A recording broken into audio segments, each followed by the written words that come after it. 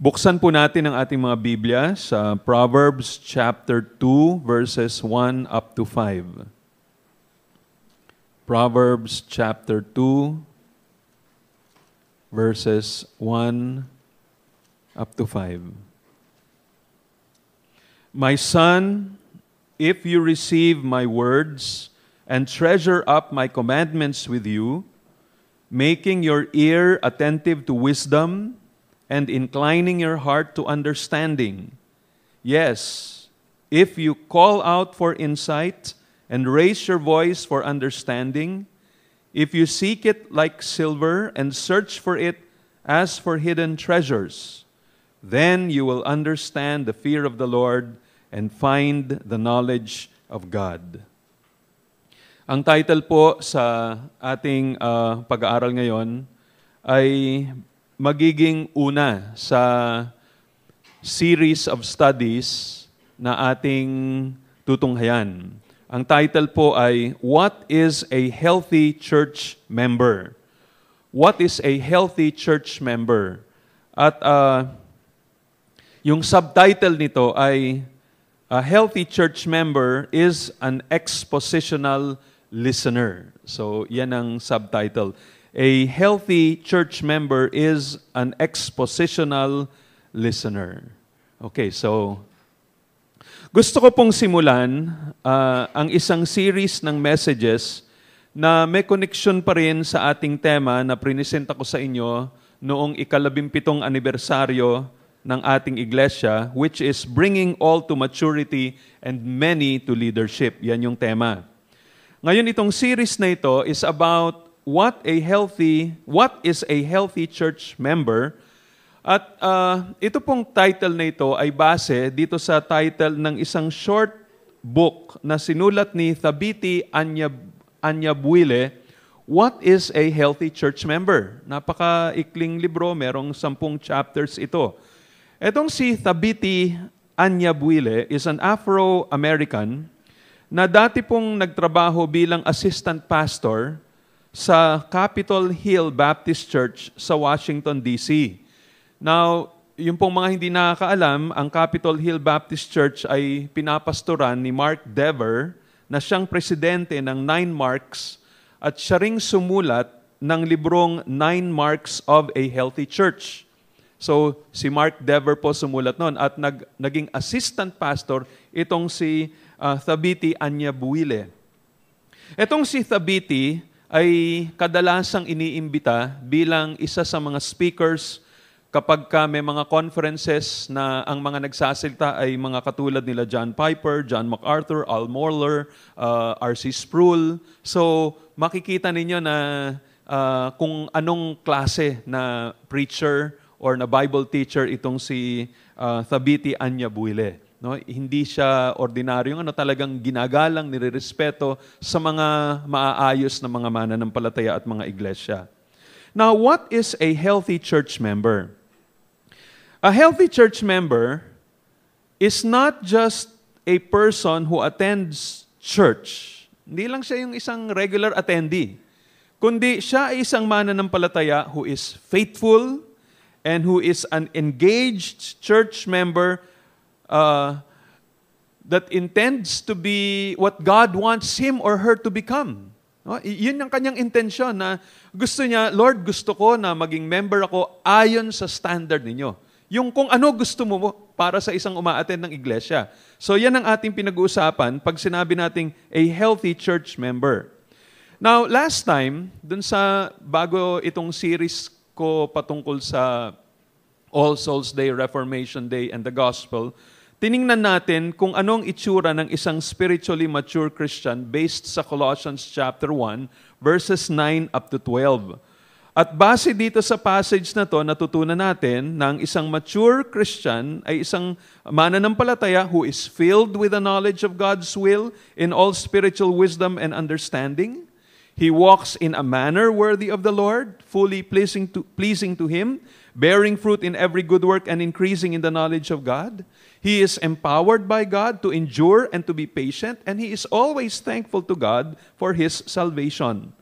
Ngayon, ang nais kong gawin is I want us to look at this picture of a mature Christian from the point of view of a church member. So, ganun pa rin, no? Yung pa rin ang tinitingnan natin, ano ba litrato ng isang spiritually mature Christian? Pero ngayon, focusing on a healthy church member.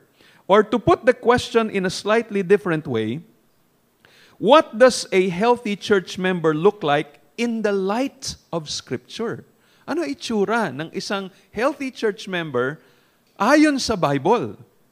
So, as I said, I will base my series on the book written by Thabiti Anyabuile, What is a Healthy Church Member? At ang gagawin ko sa series na ito ay susundin ko yung mga titles ng mga chapters na makikita dun sa kanyang libro. Pero of course, dadagdagan ko ng aking mga sariling pag-aaral at insights at maaring mas marami pa akong sasabihin kaysa makikita dito sa maikling librong ito. Pero pakinggan nyo lamang kung ano ang mga chapters na nakalagay dito. No? A healthy church member, sabi niya, sunod-sunod ang mga chapters. Chapter 1 is an expositional listener. Chapter 2 is a biblical theologian. Chapter 3 is gospel-saturated. Chapter 4 is genuinely converted. Chapter 5 is a biblical evangelist. Chapter 6 is a committed member. Chapter 7 is seeks discipline. Chapter 8 is a growing disciple. Chapter 9 is a humble follower. And chapter 10 is a prayer warrior. Kita nyo, ang ganda, no? Ito yung mga chapters na makikita natin dito. At ito ang magiging series natin. Titingnan natin, etong mga characteristics na ito ng isang healthy church member. At ngayong umaga ay nais kong simulan with the first mark of a healthy church member. A healthy church member is an expositional listener. He or she is an expositional listener. Kung magkakaroon ng isang healthy church, alam nyo, it will require a combination of a well-prepared preacher as well as a well-prepared congregation. Kailangan nandun yung dalawang yon. Kadalasan, ang mga mananampalataya, pag ini-evaluate nila ang mga iglesia, ini-evaluate nila on the basis of the pastor who is preaching. Pagka yung preacher, lalo na pagka naiintindihan ng isang Kristiyano kung ano yung maayos na nagtuturo, maiintindihan niya na ang isang preacher who does expositional preaching, yun ang isang tunay na biblical preacher. Pag sinabing expositional preaching, it simply means that the preaching comes out of the text itself. No? Yung kanyang mensahe ay nanggagaling dun sa passage ng Scripture. The preacher is simply bringing out, nilalabas niya lang, yung intention nung original author nung sinulat niya yung particular passage na yon na makikita natin dito sa Biblia. Tapos ang gagawin ng preacher, ilalabas niya yon kung ano yung intention ng author and then ia-apply niya dun sa buhay ng kanyang congregation. So yan ang isang expositional preacher. Ang isang preacher na ganito hindi yung kukuha lamang siya ng isang passage mula dun sa Bible o isang text and then he will talk about something else. Ginamit lang niya yun as a jump off verse, although sometimes I would do that, pero hindi yun yung laging practice ko. No? Pero ang isang taong hindi niya naiintindihan ang expositional preaching, laging ganun na kanyang ginagawa. Kukuha lang siya ng text, pero yung kanyang paliwanag, kadalasan, wala pang koneksyon dun sa text na kanyang binasa at the beginning of the message. Siguro, pagkatapos niyang basahin, you talk about other things, and then pati yung congregation, hindi na nila binabalikan para tingnan yung passage kasi wala na dun yung mga paliwanag ng pastor na nagtuturo.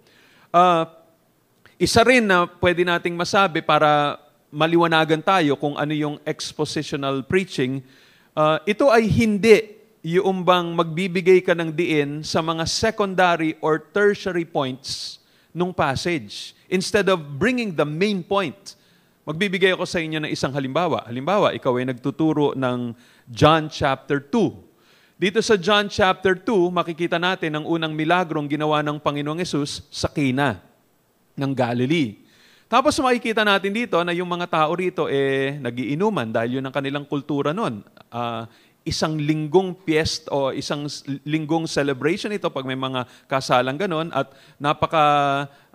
yung alcohol content noong kanilang wine medyo mahina, kailangan ang dami-dami mo nang mainom bago ka malasing. Pero maaring yung isang preacher, sasabihin niya, well, ito ang isang passage na nagpapakita sa atin na hindi naman masama ang umiinom ng alak. Maaring yun ang kanyang pupuntuhin mula doon. Or maybe, meron pang isang magsasabi na, alam nyo, itong passage sa John chapter 2 talks about Mary. And tingnan ninyo, hindi nakagawa ng milagro ang Panginoong Hesus hanggat hindi siya sinabihan ni Mary na kanyang nanay. And so, that preacher may be expounding on the virtues of Mary or the importance of Mary in the life of Jesus Christ or in the salvation program of God for people. Pero yan ang sinasabi natin na maling paggamit ng salita ng Panginoon Diyos. That is not expositional preaching. Because if it were expositional preaching, ilalabas mo, i-expose mo yung intention ng author bakit niya sinulat ang John chapter 2. Nakalagay dito sa John chapter 2, kung babasahin natin, na ang dahilan kung bakit ito sinulat ni Apostle John, upang ipakita ang kalwalhatian ng ating Panginoong Jesus. So yun yung kanyang intention doon. Sabi nga dito, sabi rito sa verse 11 ng John chapter 2, this is the first of his signs Jesus did at Cana in Galilee and manifested his glory, and his disciples believed in him. So, ang dahilan kung bakit may milagro doon, kung bakit si Jesus Christ nagmilagro ng tubig, naging alak, at lahat pa ng mga makikita natin dito, it was to point out the glory of Jesus Christ. It was to manifest the glory of Jesus Christ. And so, nanampalataya yung mga disipulo sa Kanya. And this is in line with the intention of the author na makikita natin sa John chapter 20. Sabi dun sa John chapter 20 and verse 30, now Jesus did many other signs in the presence of the disciples which are not written in this book, but these are written so that you may believe that Jesus is the Christ, the Son of God, and that by believing you may have life in His name. In other words, John chapter 2 is not talking about drinking. John chapter 2 is not talking about Mary. It is talking about Jesus Christ. Why we need to believe in Him? Because He is the Almighty God in the flesh. So yun yung pinapakita ng John chapter 2. So an expositional preacher is someone who exposes, who brings out yung message na intention ng author. Kaya niya sinulat yung particular passage na yun na tinuturo ng pastor. Okay, so yun yun. So if you want to have a healthy church, napaka-importante na merong mga expositional preachers of God's Word. Hindi pwedeng mawala yon. Kaya lang, ito ngayon ang gusto kong bigyan ng diin para mapunta tayo dito sa pag-aaral natin ngayon. Maraming mga tao, ang kanilang tingin, yun lang ang importante.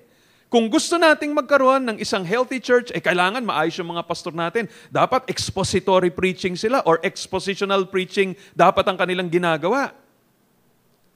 Pero mali yun kung ang iniisip natin ay nandun lamang sa balikat ng mga pastor ang responsibility para tayo magkaroon ng maayos na iglesia. May kabilang side din yon. As I said a while ago, napaka-importante nang meron tayong maayos na mga preachers, pero dapat din, hindi lamang well-prepared preacher, as I said a while ago, we should also have a well-prepared congregation. Dapat meron ding responsibility ang kongregasyon. Okay, so it's so important. Kaya, kumbaga yung counterpart nun ganito. Kung dapat merong expositional preaching para magkaroon ng isang healthy church, kinakailangan din ang kabilang side nun para makumpleto. Kasi kulang yun kung yun lang Ang kabilang side nun kinakailangan din meron ding expositional listening on the part of the members. Expositional listening. Okay, ayon kay Thabiti Anyabuile, ito ang kanyang paliwanag to explain itong expositional listening. Sabi niya, and I quote, expositional listening is listening for the meaning of a passage of Scripture and accepting that meaning as the main idea to be grasped for our personal and corporate lives as Christians. So, to put it in my own words, no, kung ang expositional preaching, yung inilalabas ng preacher, ng pastor, kung ano yung, o ng speaker, kung ano yung talagang intention ng author. Ang expositional listening naman, yun yung kabilang side. Sila din, tinatanggap nila, fino-focus nila yung kanilang attention dun sa intention na yun ng original author. No, kaya sa kanilang pakikinig, hinuhuli nila yon, tinitingnan nila yon. Ano ba ang intention ng author dito sa Biblia? Ano ba ang gusto niya sabihin? Ito ang gusto kong sundin. So katulad nun, balik natin sa John chapter 2. Dahil yun nga ang intention ng author, ang isang expositional listener, hinuhuli na yun, pinakikinggan yun. So ang focus niya, hindi kay Mary. Ang focus niya, hindi yung pag-iinom ng alak. Ang focus niya, si Jesus Christ. Nakikita niya na dapat pagkatapos ng service na yun, may isip niya, dapat talaga ibigin ko ang Panginoong Hesus. Dapat pala surrender ko buhay ko sa Panginoong Hesus. Siya pala ang tagapagligtas, siya pala ang miracle worker, siya pala ang kayang magbago ng aking buhay. Siya pala ang kayang gumawa nitong, kung kaya niyang magmilagro at baguhin ng isang tubig gawing alak, kaya rin baguhin ang aking puso. Isang pusong bato, gawing isang pusong laman, at ilagay ang banal na Espiritu Santo at magmilagro sa akin upang ako'y maborn again. Kailangan pala sa Kanya ako manampalataya, hindi kay Mary, hindi sa mga santo, hindi sa mga ganito, kundi kay Jesus Christ lang para sa aking kaligtasan. So that's what you mean when you are an expositional listener. No, hinahanap mo, ano ba yung intention ng author? Ano ba yung kanyang gustong sabihin dito? At marami pang mga bagay na may connection dito na yun na nga ang ating gustong tingnan. Sabi ni Donald Whitney, sabi niya, listening to a sermon is not like listening to news, weather, and sports. It requires more than just paying attention. Alam nyo, kayo ngayon, no? Nakikita ko. Mukha namang wala pang natutulog ngayon. I hope na after a few more minutes, hindi yung maririnig na akong ballpen na nahuhulog o Bible na nahuhulog dahil nakatulog na. Pero kayo ngayon, you are paying attention. Question, does that mean you are already expositional listeners? Not necessarily. Kaya yun ang titingnan natin ngayon. Not because you're listening carefully right now. Ibig sabihin, nagka-qualify na kayo as an expositional listener. And so, to help us better understand kung ano ibig sabihin ng expositional listening, turn your Bibles to Proverbs chapter 2 verses 1 up to 5. Ito yung ating tiningnan na sinimulang text para sa ating pag-aaral ngayong umaga. Proverbs chapter 2 verses 1 up to 5. Now, just to give you a little background, the book of Proverbs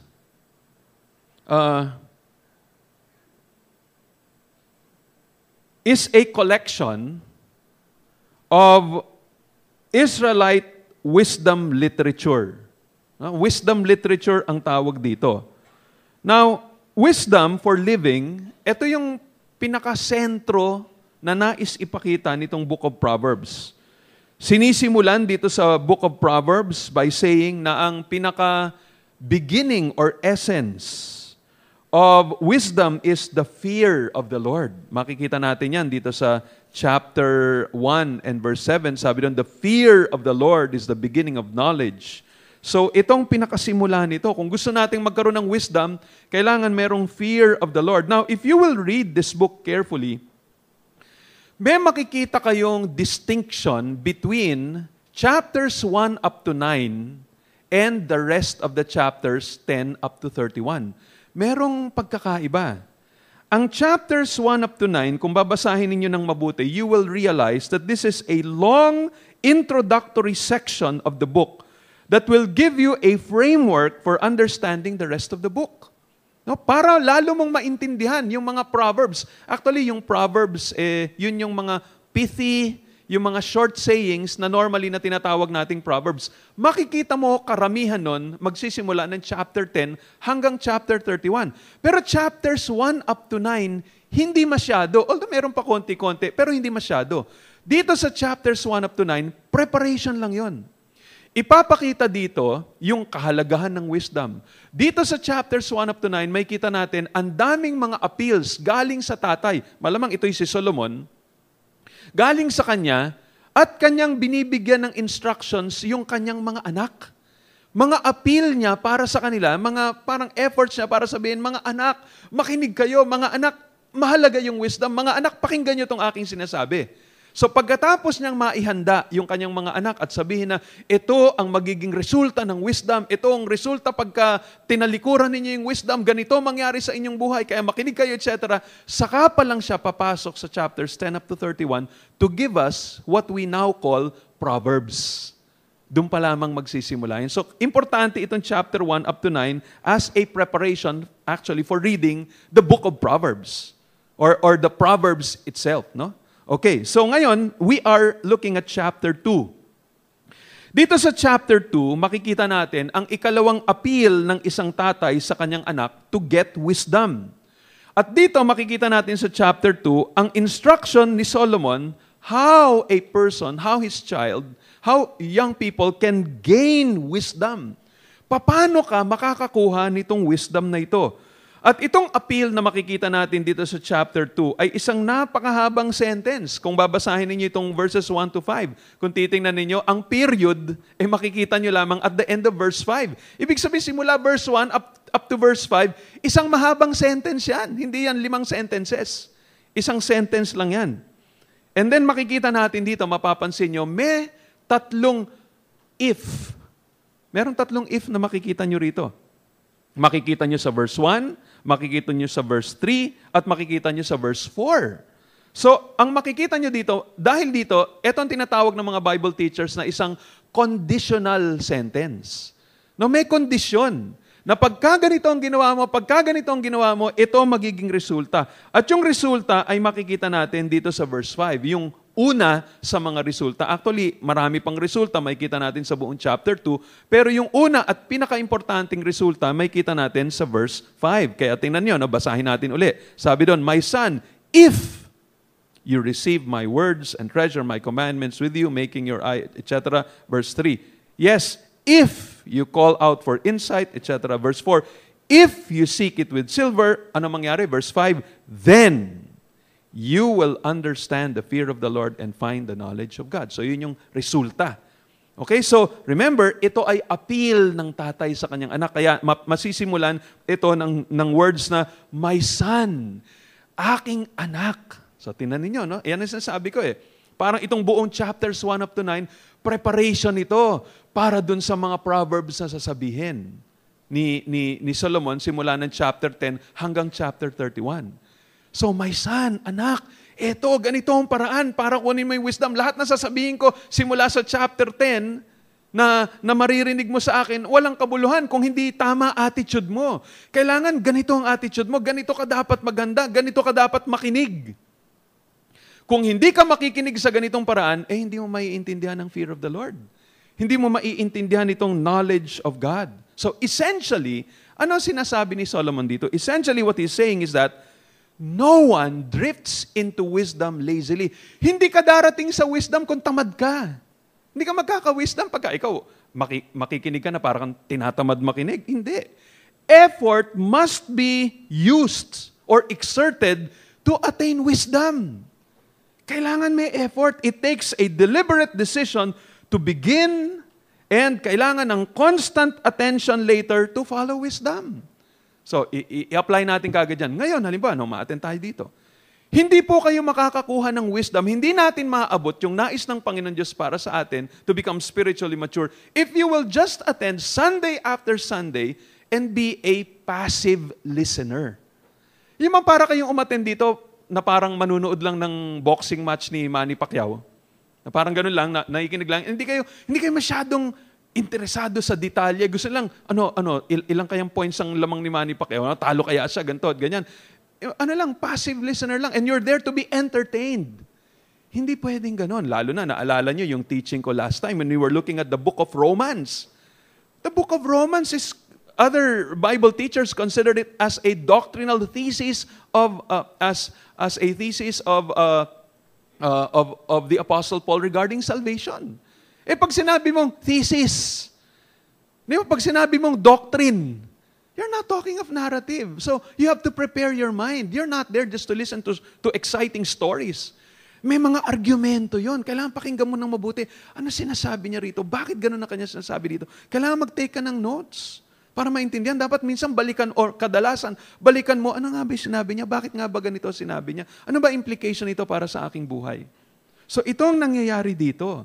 Kaya makikita natin dito, there are 8 verbs dito sa verses 1 up to 4, kung mapapansin yung mabuti, na nagpapakita na gaano ka-importante o gaano dapat na exertion ang ginagamit nitong kanyang anak para maabot niya itong wisdom ng Panginoon. Di ba? Sabi nga dito, kung titingnan niyo lang yung mga verbs dito, sabi dito sa verse 1, my son, if you receive. Sabi doon, treasure up. Sabi doon, making your ear attentive. Sabi doon, inclining your heart. Verse 3, call out for insight. Raise your voice. Verse 4, seek, search. Kita niyo yung mga 8 verbs na yon, nagpapakita na dapat may openness ka, dapat you're willing to retain what you've heard, you're willing to hear, you're willing to apply, you're willing to request, you're willing to search. Hindi basta-basta to. No, tingnan natin, isa-isa ito ng mabuti. No? Now, sabi rito, if you receive my words, if you receive my words. Karamihan itong comments na babanggitin ko sa inyo galing kay Matthew Henry. Ito sabi niya. Sabi niya, we must receive the Word of God with a ready mind and welcome the commandments as well as the promises without grumbling or arguing. So yun ang ibig sabihin, ang implication ng receive. Kailangan pag ma-attend tayo dito at nakikinig na salita ng Panginoon Diyos, ready yung ating pag-iisip. Hindi yung nandito tayo para mag-criticize. Tinangan natin kung tuturo ni pastor ngayon maganda. Tinangan natin kung biblical talaga. Tinangan natin kung you're here to criticize. You're not here to be open to receive the Word of God. And maybe pagdating nyo rito, meron akong nasabi, you're grumbling, you're complaining, hindi naman siguro para sa akin. Ano ba naman si pastor? Puro na lang pinatatamaan na lamang ako. Ako yata yung pinag-uusapan niya dun sa kanyang turo. If you have that attitude, then you are not receiving the words. Pag sinabing receiving, receptive ka, open ka, ready ka to receive, even if it's a rebuke or a correction from the Lord. Pangalawa, sabi doon, and you treasure up my commandments with you. Sabi ni Matthew Henry, we must store them, yung salita ng Panginoon Diyos, yung mga kautusan niya, within us, as we do our treasures, which we are afraid of being robbed of. So, ibig sabihin nun, pag tayo rin nakikinig, gusto natin mailagay sa ating puso yan at ayaw nating mawala siya. Para isang treasure, di ba? Pag ikaw ay binigyan ng isang hikaw, relo, o namamahalin, o kwintas na napakaganda at very precious, ayaw mo mawala yun. Hindi mo basta-basta iwan kung saan-saan yun. Di ba? So, ganun din dapat ang pag-regard mo sa salita ng Panginoon Diyos. It is precious. And you don't want to lose it. And so you treasure it in your heart. Susunod, pangatlo, verse 2.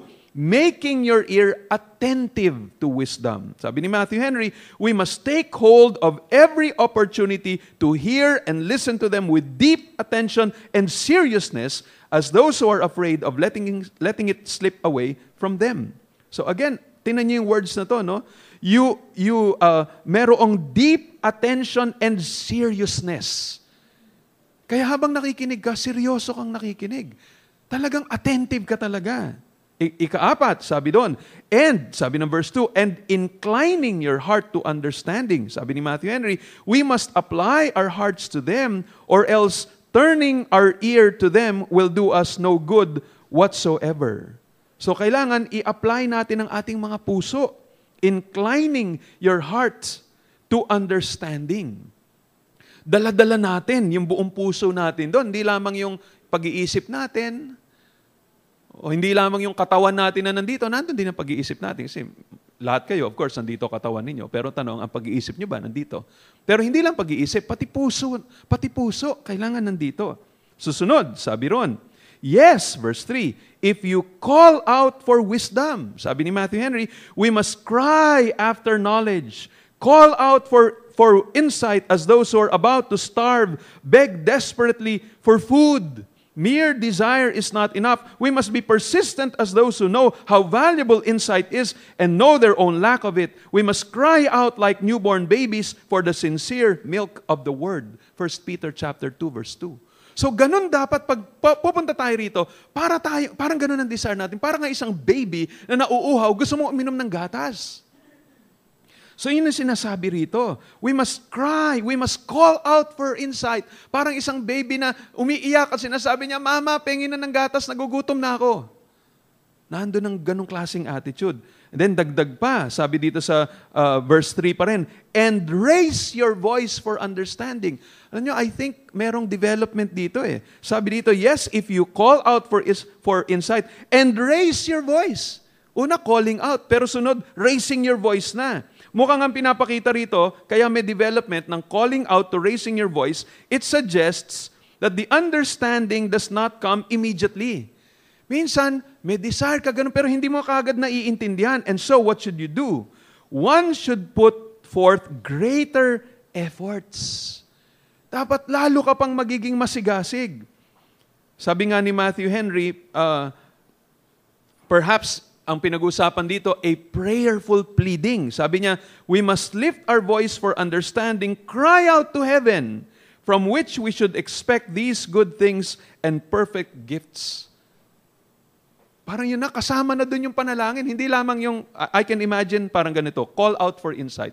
Siguro pag meron kayo hindi naintindihan, lalapit pa kay Pastor, parang na-miss ko yung ano nga ba yung sinabi mo kanina? Gusto mo kasing maintindihan na mabuti.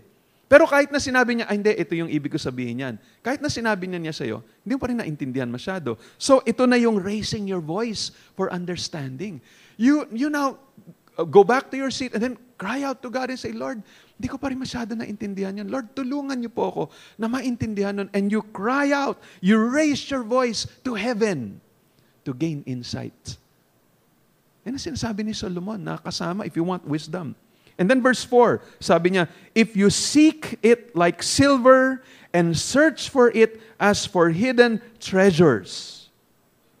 Alam niyo, ini-imply nitong muli na itong wisdom na to is of great value. Na tulad ng isang treasure. Sabi nga ni Matthew Henry, we must be willing to make an effort. We must seek it as silver, preferring it to all wealth of this world, and working hard to search for it like those who work in mines, who experience great hardship and incur great risks, but who do so with tireless diligence, faithfulness, and determination in pursuing the ore. Interesting. Sabi dito, if you seek it like silver. Ba't hindi sinabing if you seek it like gold? Nadiscover ko, sabi ng isang commentary, silver was once so rare in Palestine that it outranked gold in value. May time, siguro after some time, naging mas, nadiscover na lang mas maraming gold, pero, or mas precious yung gold, pero initially, hindi nila, hirap na hirap silang makita na silver. Kaya may panahon, mas valuable pa ang silver kesa gold. Kaya sabi dito, if you seek it like silver and search for it as hidden treasures.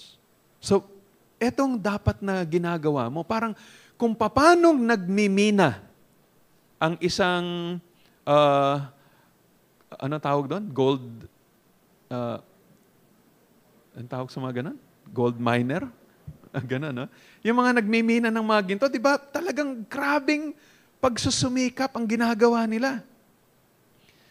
Grabing efforts ang in-exert. Ang lalim ng hinuhukay nila. They will risk pati kanilang mga buhay. Di ba mga treasure hunter, yung mga ganon. So parang ito yung sinasabi, kung ganon ang paghahanap mo sa wisdom na parang isang treasure hunter na kahit na ganong paghihirap pang abutin niya, kahit anong risk pa sa iyong buhay, sa iyong health, gagawin mo. Sabi, ganon ang dapat na paraan ng paghahanap mo ng wisdom. Kung gusto mong makuha ito. Then, ano sabi? Verse 5. Ano magiging resulta kung ganon kang maghanap? Then you will understand the fear of the Lord and find the knowledge of God. So pag sinabing fear of the Lord dito, it means the recognition and acceptance of absolute dependence on the undeserved mercy and grace of God. Ulitin ko, fear of the Lord here means the recognition and acceptance of absolute dependence on the undeserved mercy and grace of God. Ito ang pinaka-core ng understanding ng mga Israelita patungkol sa fear of the Lord. Ito yung pagtanggap na wala ka ng ibang pag-asa kundi ang Diyos lang. Hindi ka pwedeng umasa sa iyong sarili. Hindi ka pwedeng umasa sa iba. Hindi ka pwedeng umasa sa mga human resources mo. You have to rely on God's mercy and unmerited favor alone. Yun yung sinasabi ng iba na ibig sabihin dito, yung pinaka-core ng ibig sabihin ng fear of the Lord. Tapos dagdag pa, you will understand the fear of the Lord and find knowledge of God. Now, itong knowledge dito does not just mean intellectual opinion or understanding. Ang ibig sabihin ng knowledge of God dito, it means to have a personal relationship with God that includes loving, revering, trusting, worshiping, obeying, and serving Him. Yan ang ibig sabihin ng knowledge of God, knowing God. So, kita nyo, magsisimula siya sa fear of the Lord, acknowledging na, Lord, kailangan ko po kayo. Kailangan ko grasya nyo, kailangan ng awa nyo. And then, knowledge of God, having a relationship with God. You cannot have a relationship with God without humility, without recognizing that apart from God, you are nothing. And so kung ibabalik natin sa New Testament yan, dadali natin sa New Testament, you can understand, totoo yan, no?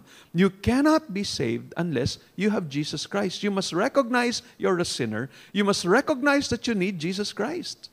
When you receive Jesus Christ, who is the wisdom of God, then maiintindihan mo, ito pala ibig sabihin ng buhay. Ganito pala ang paraan para mamuhay in a way that will honor and glorify God. You will have the wisdom of God. So, nakita ninyo. Napansin niyo ba dito na hindi nakasalalay itong kaayusan ng anak ni Solomon, hindi nakasalalay yung kaayusan ng kanyang anak, na base lamang sa abilidad ni Solomon na ipaliwanag ng mabuti ang salita ng Panginoon. Maaring meron siyang 10 chapters sa Book of Proverbs para ipaliwanag sa kanyang anak, anak, alam mo, etong ibig sabihin ng wisdom, ganitong paraan ng relationships, dapat wag kang tamad, dapat ganito ka magtrabaho, dapat galangin mo ang magulang mo, pag naging tatay ka o nanay ka, dapat ganitong pagdisiplina ng mga anak, dapat wag kang magalit, dapat ganito, dapat maging humble ka, etc. Lahat ng mga wise words na yon, para sa kanyang spiritual maturity, ay walang epekto kung yung kanyang anak ay hindi magpupursige, kung hindi siya mag-exert ng effort para maunawaan yung sinasabi ng kanyang tatay.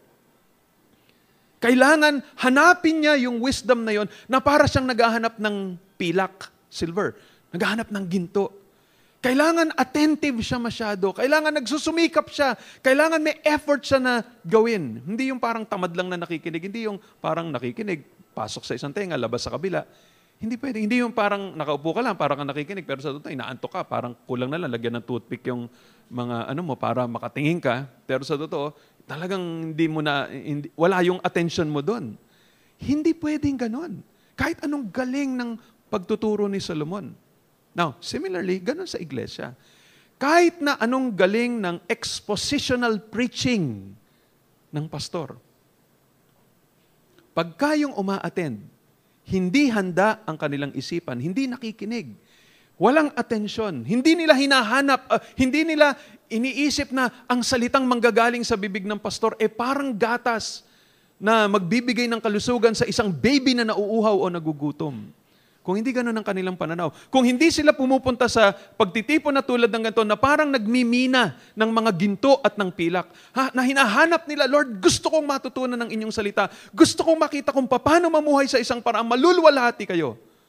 Kung hindi nila hinahanap ang lahat na parang their very life depends on that message.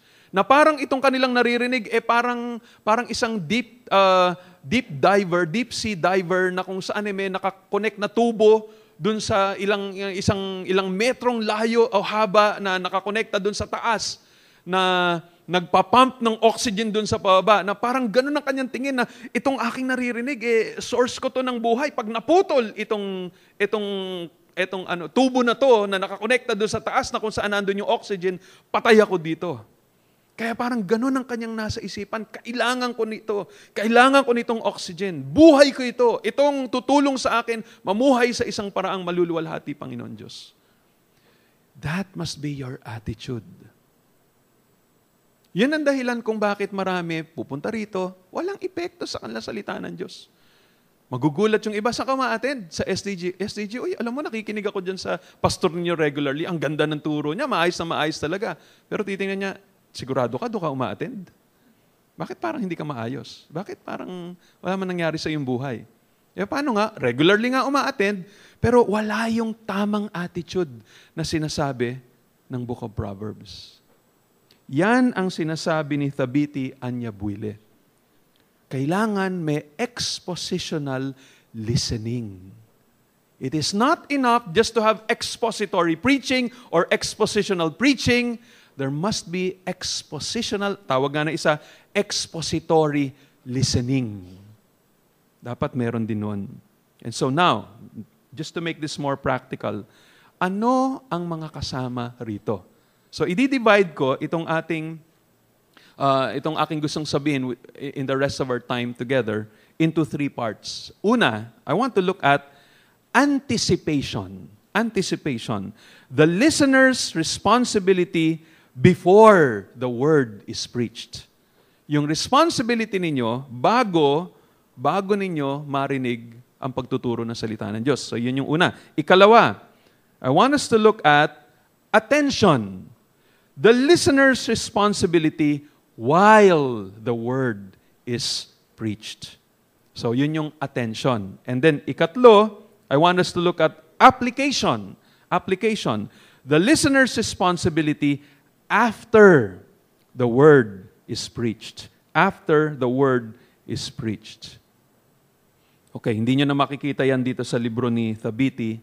Itong mga ilang insights dito ay manggagaling na dito sa libro ni Ken Ramey, dun sa kanyang librong Expository Listening. Isang buong libro that is just focused on expository listening or expositional listening. Okay, so tingnan natin isa-isa, no?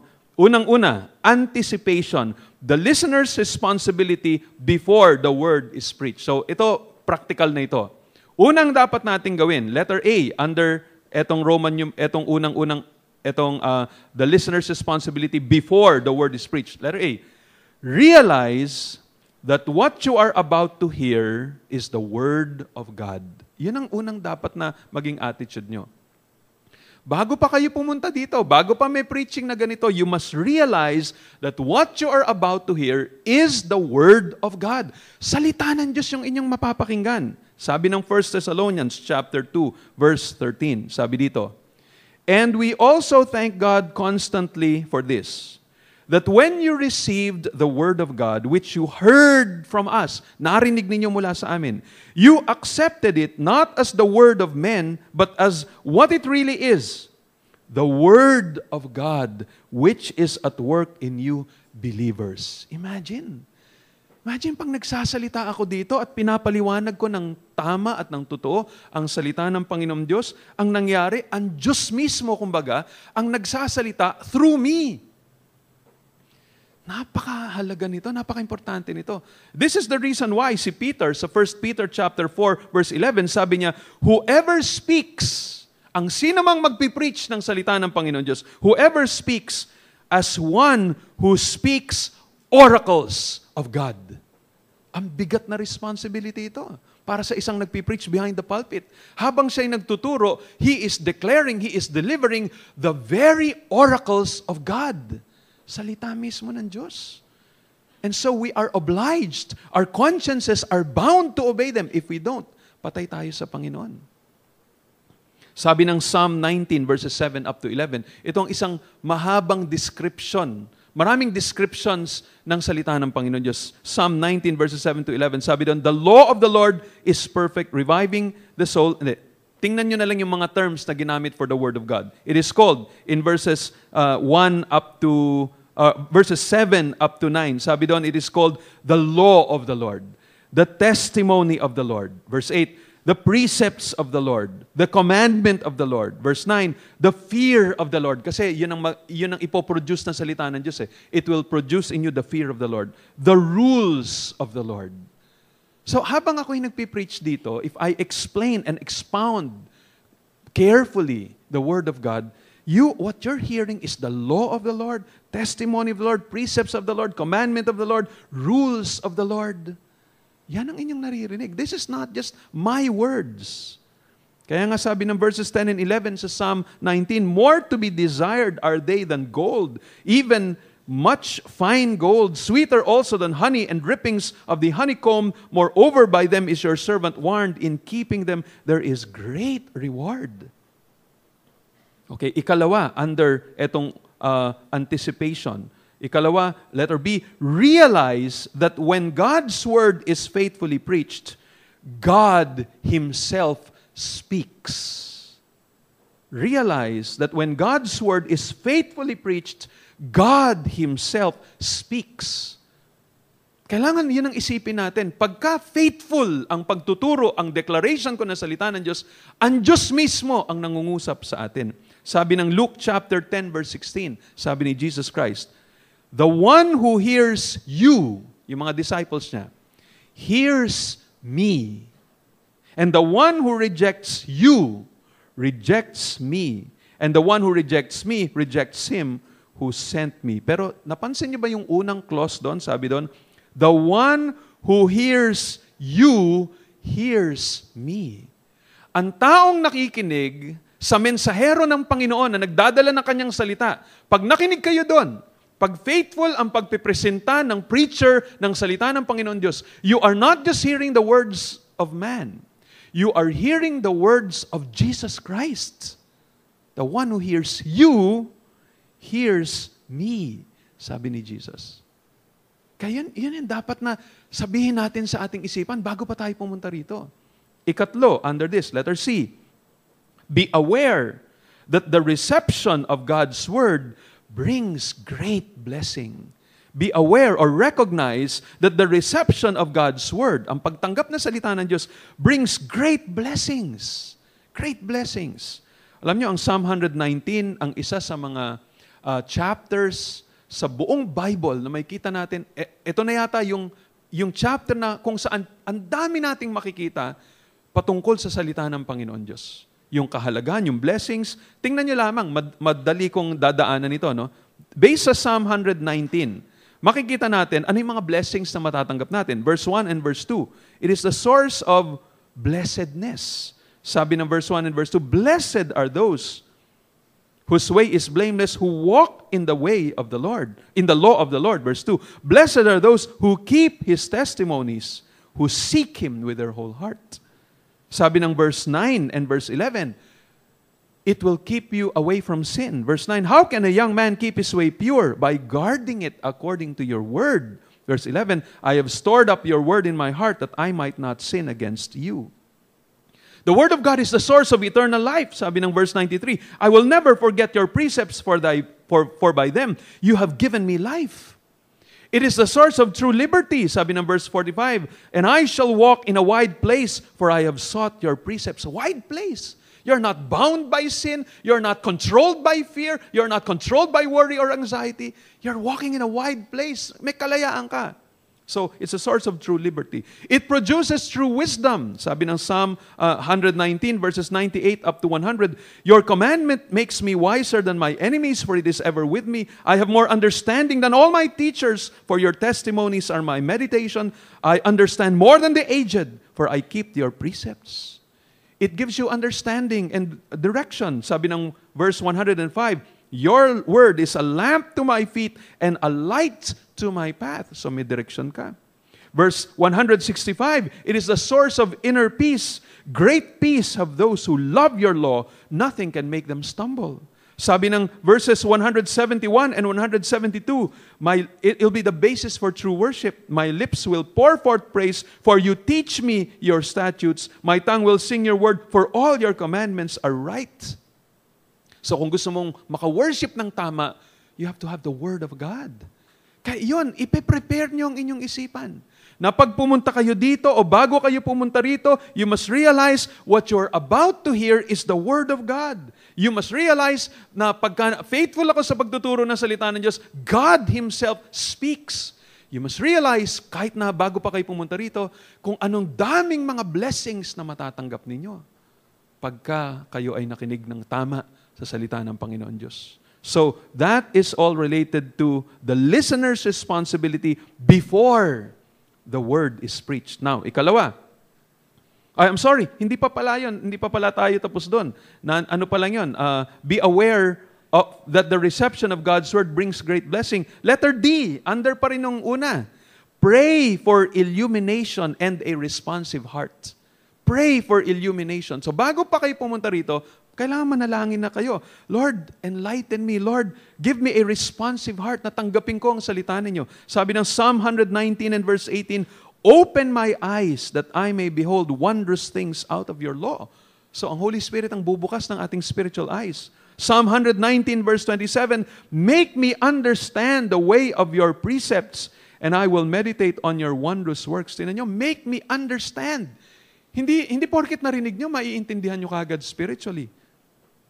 Sabi ng Psalm 119 verses 33 up to 36, teach me, O Lord, the way of your statutes, and I will keep it to the end. Give me understanding that I may keep your law and observe it with my whole heart. Lead me in the path of your commandments, for I delight in it. Incline my heart to your testimonies and not to selfish gain. So all of these things are the prayers of the psalmist. Diba? Hindi lang siya pumunta ron at makikinig using his own abilities and understanding and intelligence. Sabi niya, Lord, tulungan niyo ako. Give me understanding, O God. Lead me in that path. Teach me, O Lord. Incline my heart.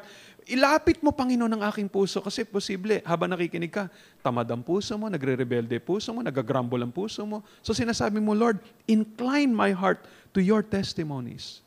Another thing you can do is, letter E, pray for the preacher. Pray for the preacher. Sabi ng Ephesians chapter 6 and verse 19, sabi ni Paul, also pray for me that words may be given me in opening my mouth boldly to proclaim the mystery of the gospel. So, siya mismo nagpapapray. Sabi ng Colossians chapter 4 verses 3 up to 4, pray also for us that God may open a door for the word to declare the mystery of Christ, on account of which I am in prison, that I may make it clear which is how I ought to speak. So, kung hindi klaro yung pagtuturo ko, may responsibility kayo doon. Pinag-pray nyo ba na maging klaro yung pagtuturo ko? Okay? Sabi ng 2 Thessalonians chapter 3 verse 1, finally, brothers, pray for us that the word of the Lord may speed ahead and honored as happened to you. So pati yun, para ang salita ng Diyos will be honored, maging powerful. Na pag narinig yung mga tao, parang yung iba, iiyak pa sila. Yung iba, parang nadudurog yung kanilang puso. Yung iba, parang kinukonsensya ng matindi. Yung iba, parang nararamdaman nila. Ang Diyos, parang yung daliri niya, nakaturo doon sa kanila. The Word of God is being honored, tulad na nangyari sa Thessalonians. Sabi niya, paano mangyari yon? Pray for us, that the Word of the Lord may speed ahead, kumalat ng mabilis, and be honored as happened among you. Okay, now let's go to point number 2. Attention. Attention. The listener's responsibility while the Word is preached. Ano responsibilidad nyo habang nagtuturo? So ito na ngayon, habang nagtuturo ako. What are you to do? Number 1, letter A. Bring your heart into listening to the preaching. Dalhin nyo ang inyong puso sa inyong pakikinig. Sabi ng Ecclesiastes chapter 9 verse 10, whatever your hand finds to do, do with your might, for there is no work or thought or knowledge or wisdom in Sheol to which you are going. Parang yan that can apply to all sorts of works for God. Pero dito, it's very much applicable dito sa pakikinig. Whatever your hand finds to do, do it with all your might. Katulad na nga ng tiningnan natin kanina sa Proverbs chapter 2. With all attentiveness. Ando na lahat. Sabi ng Matthew chapter 13 verse 19, when anyone hears the word of the kingdom and does not understand it, the evil one comes and snatches away what has been sown in his heart. This is what was sown along the path. So pag hindi nyo iniintindi, hindi nyo naintindihan, sayang yung salita ng Diyos, mananakaw ng dyablo yan sa inyong mga puso.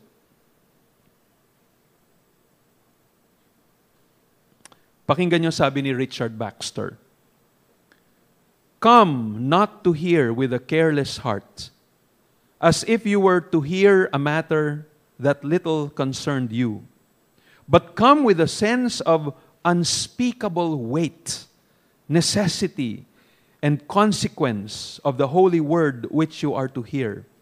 And when you understand how much you are concerned it, and truly love it as the word of life, it will greatly help your understanding of every particular truth. That which a man loveth not, and perceiveth no necessity of, he will hear with so little regard and heed that it will make no considerable impression on his mind. So sabi niya, ang isang taong hindi niya binibigyang halaga yung kanyang pinakikinggan, walang magiging impact yung salita na yon sa kanyang puso. Kinakailangan nandun, dalhin natin ang lahat. Kinakailangan talagang seryosohin natin, dalhin natin ang ating puso doon. Pangalawa, letter B, let your listening be united by faith. Kailangan ng inyong pakikinig hinahaluan ng pananampalataya. Sabi ng Hebrews chapter 4 verse 2, for good news came to us just as to them, but the message they heard did not benefit them. Bakit hindi nakatulong sa kanila? Because they were not united by faith with those who listened. Kailangan habang nakikinig kayo, you must believe, Lord, salita niyo to. Lord, ang salitang naririnig ko maghuhugas ng aking puso. Lord, ang salitang naririnig ko tutulong sa akin kung i-apply ko to grow spiritually. Lord, pag makikinig ako ng mabuti, naririnig ko mismo kayo nangungusap sa akin. At Panginoon, kung susundin ko to, I will become more like Jesus Christ. I will become more godly. I'll be more and more sanctified. And you will be glorified in my life, O God. Kailangan may pananampalataya. Sunod, ikatlo, C, confirm the message you have heard with the written word. Confirm the message you have heard with the written word. Sabi ng Acts chapter 17 verse 11, now the Jews were more noble than those in Thessalonica. They received the word with all eagerness, examining the scriptures daily to see if these things were so. Iko-confirm ninyo habang nakikinig kayo, sinusulat ninyo at i-check nyo mamaya sa Bible, tama ba to? Totoo ba itong sinabi ni Pastor? Ito ba talagang naaayon sa salita ng Panginoon Diyos? At pag nako-confirm ninyo, talagang salita talaga ito ng Panginoon. Then, mas mararamdaman nyo, I have to obey this. Hindi lang ito salita ng tao. Itong mensahe ng Diyos para sa akin. Ika-apat, letter D, humbly accept the Word of God. Humbly accept the Word of God. Sabi ng James chapter 1, verses 19 to 21, know this, my beloved brothers, let every person be quick to hear, slow to speak, slow to anger, for the anger of man does not produce the righteousness of God. Therefore put away all filthiness and rampant wickedness, and receive with meekness the implanted Word which is able to save your souls. In other words, habang kayo nandito, humbly accept God's word. Hindi yun, naghahanap lang kayo ng mali, maling grammar, mali yung salitang nasabi, mali yung ganito. Tingnan ninyo yung kabuuan. Then magpakumbaba kayo, Lord, dahil salita ninyo to, Panginoon, I will not grumble, I will not complain, I will not be angry. But instead, I will apply myself, my heart to doing whatever your word says. Hindi yung parang nandito kayo as a taster, yung parang nandito kayo para lang tikman. Masarap ba tong putahing ibibigay ni pastor? Kumpara dun sa isang pastor na pinanggalingan ko kanina, baka yung iba sa inyo, pagkatapos dito, pupunta sa ibang service, o pagkatapos sa ibang service, attend kayo dito, and yun ang ginagawa, parang tinitikman nyo lang, asan ba mas masarap? Mas masarap pa dun sa church na yun, na malaki, at magaling yung preacher dun, o dito, o mas masarap ba dun sa hindi pwedeng ganun. You must humbly accept the Word of God. Remember, kahit na papano ang pagpresenta, whether Taglish, whether nagkamali-mali ako ng grammar o kung ano, ang tanong, ano yung sense? Ano yung mensahe? Para ng mga preachers yan at writers ng Bible. If you read the writings of Paul, alam ng mga scholars, galing sa intelihenteng mga kamay. Pagka binasa nila yung writings ng Book of Acts at saka Gospel of Luke, alam nila matalinong taong nagsulat nito. Yung mga terms, mga technical terms, galing sa isang doktor, isang medical doctor, kitang-kita nila yon. Pero pagka ang nagsulat na si John Mark, parang nakikita nila, pati yung kanang vocabulary, mababaw lang. Mababaw yung vocabulary lang. Pero whether it came from the pen of John Mark or from the pen of a Dr. Luke or from a Pharisee like the Apostle Paul, it doesn't matter. It came from God. Actually, kahit galing pa yan sa mule o galing pa yan sa kabayo, di ba? Mayroon pang mule na nagsalita. Dahil lang, kumbaga, kung ginamit ang kanyang bibig ng Panginoon Diyos, dapat mag-submit ka doon. Kahit nakalabaw pa yung nagsalita. Yes, it's from God. So, it doesn't matter. So, don't come here as a taster, no? Taga-tikim lang. Come here with an open heart. Okay, finally, application. Application. The listener's responsibility after the word is preached. Pag natapos na itong preaching na to, what do? Una, letter A, respond to God in prayer. Respond to God in prayer. Huwag yung mabilis makipag-chat sa mga kapatiran. Talk to God first. Magpasalamat kayo sa salitang narinig ninyo. Respond in confession, praise, or recommitment. Pray that the Holy Spirit will seal the word you have heard. Pray that you will be obedient. Diba? Kasi hindi naman automatic minsan na sumusunod tayo. So pray, Lord, please help me to obey.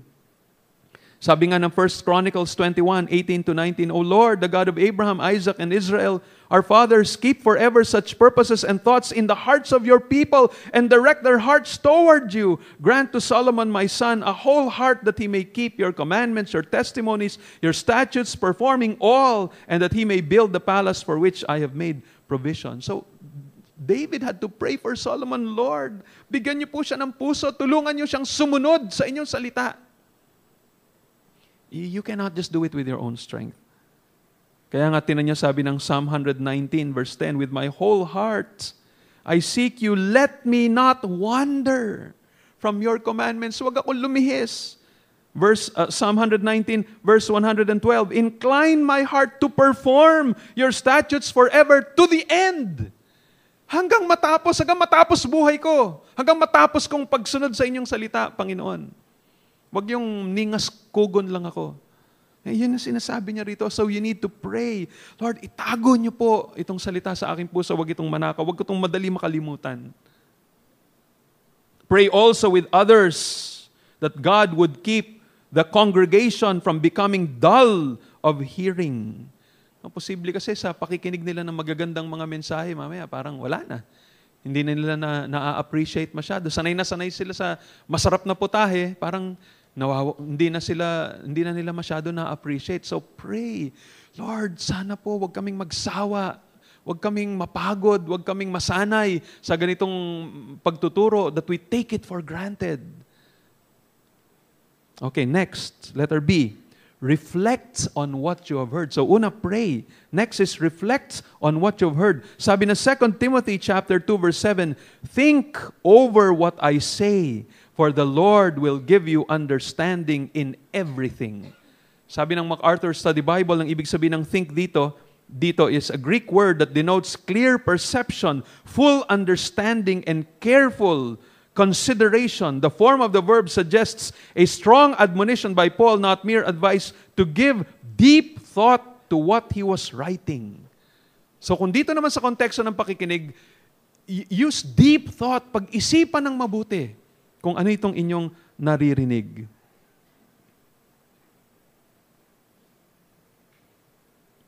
Sabi ni Thabiti Anyabuile, ganda na kanya sinabi, pakinggan nito. Sabi niya, talk and pray with friends about the sermon after the worship service. Instead of rushing off after the service is over or talking about the latest news, develop the habit of talking about the sermon with people after church.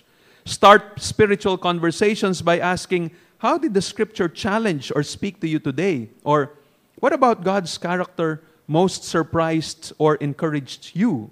Encourage others by sharing things you learned about God and His Word during the sermon. Make particular note of how your thinking has been challenged or changed because of the meaning of the Scripture itself. Letter C. Apply the message with a view to God's judgment. I-apply ninyo ang salita ng Panginoon with a view to God's judgment. Alam nyo, kailangan ko talagang idagdag itong with a view to God's judgment. Tingnan niyo itong mga verses na to. James 1:22 says, "But be doers of the word, and not hearers only, deceiving yourselves." Dahil mayroong dinagdag na deceiving yourselves, parang nakikita ko dito, mukhang may kasama itong disiplina ng Panginoon. Pagka hindi ka sumunod sa salita ng Diyos, nakikinig ka lang. Sabi ng James chapter 2 verse 12, "So speak and so act as those who are to be judged under the law of liberty." May connection yun sa pakinig eh. Yung kung ano narinig mo, sundin mo. At yun sa yung pagsunod, realize, huhusgahan ka ng Panginoon based on the law of liberty. Of course, hindi ito paghuhusga para malaman kung ikaw mapupunta na langit o impyerno. Hindi na yun. Tapos na yun eh. You're already justified. Pero itong judgment na ito will refer to the rewards you will be receiving when you get to heaven. Or yung mga good works mo na parang masusunog lang yon dahil hindi mo ginawa for the honor and the glory of God. So walang katumbas na rewards yung ibang mga good works na ginagawa natin. Sabi ng John chapter 12 verses 47 up to 48. "If anyone hears my words," tingnan niyo to, "if anyone hears my words," sabi ni Jesus, "and does not keep them, I do not judge him. For I did not come to judge the world, but to save the world. The one who rejects me and does not receive my words has a judge. The word that I have spoken will judge him on the last day." Although, to be honest, ito I think refers primarily to sinners. Na itong kanilang narinig, pag hindi sila nag-respond positively sa Ebanghelyo ng Panginoon, they are going to be condemned. But I think this can, by extension, apply also to believers. Ganun pa rin. Seryoso pa rin ang Panginoon sa Kanyang salita. If we do not submit to the Word of God, meron pa ring form of judgment na matatanggap ang mga mananampalataya. Again, as I said, it's not going to be judgment na kung saan mapupunta sila sa impyerno if they fail. But it'll be judgment that will affect their rewards. Now, tingnan din ninyo ang Matthew chapter, or siguro mas maganda, 2 Corinthians chapter 5, verses 9 up to 10. 2 Corinthians 5, 9 up to 10. "So, whether we are at home or away, we make it our aim to please Him. For we must all appear before the judgment seat of Christ, so that each one may receive what is due for what he has done in the body, whether good or evil." So ito ay nagpapakita, ito ang isang maliwanag na suporta na pati ang mga believers will receive judgment. So ito yung sinasabi ni Paul. Whether we, tayong mga mananampalataya, are at home, kasama na natin ang Panginoon sa langit, or away, wala pa tayo sa langit, we make it our aim to please Him. Bakit daw? Because we must all appear before the judgment seat of Christ, so that each one may receive what is due for what he has done in the body, whether good or evil. Kaya nga ang Revelation chapter 1 verse 3, looking at it from a positive point of view, sabi doon, "Blessed is the one who reads aloud the words of this prophecy, and blessed are those who hear and who keep what is written in it, for the time is near." So may blessing. So kabaliktaran din, meron ding mawawala sa atin kung tayo ay hindi makikinig at susunod sa sinasabi ng salita ng Panginoon Diyos. Pakinggan niyo sabi ni Ken Ramey sa kanyang librong Expository Listening. Sabi niya, "While preachers are judged by the sermons they preached, the listeners will be judged by the sermons they heard.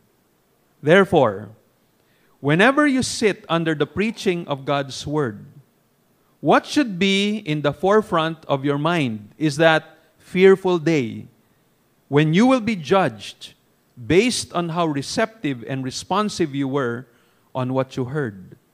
What you do with that, with what you do with what God has said in His Word, determines not only what kind of life you have here on earth, but also where you will spend eternity. Sabi nga niya, Puritan preachers frequently exhorted their congregations to listen to their sermons in light of this looming liability they would all face someday. Finally, sabi ni David Clarkson, at the day of judgment, an account of every sermon will be required, and every truth in each sermon. The books will be opened, all the sermons mentioned which you have heard, and a particular account required. Why you imprisoned such a truth revealed, why you committed such a sin threatened, why neglected such duties enjoined. Oh, what fearful account. So sana po, sa pagtatapos natin ito, pag-isipan po natin itong mga bagay na ating napakinggan. Pag-pray po natin, Lord, tulungan niyo po ako na masunod itong sinasabi niyo sa inyong salita. Lord, tulungan niyo ako to be an expositional listener. Lord, panalangin ko po na tulungan ninyo na ma-realize ko, isang araw, harap ako sa inyo. I will give an account dito sa aking buhay kung paano ako nag-respond dito po sa inyo pong salita. And so today, as we close, can we just do that right now and just pray? Tulad ng sinabi ko sa inyo kanina, bago tayo umalis, pagkatapos ng preaching, unahin natin to respond in prayer. Huwag muna tayo makipag-usap kahit kanino. Ang Diyos muna kausapin natin. Pasalamat tayo sa ating narinig. Mag-respond tayo in confession, praise, or recommitment. Kung feeling natin na, Lord, hindi ko po nagagawa itong dapat kong gawin, then confess. Then pray to the Holy Spirit na sana ay selyuhan niya yung narinig ninyong salita. And then pray to be obedient to the Word of God.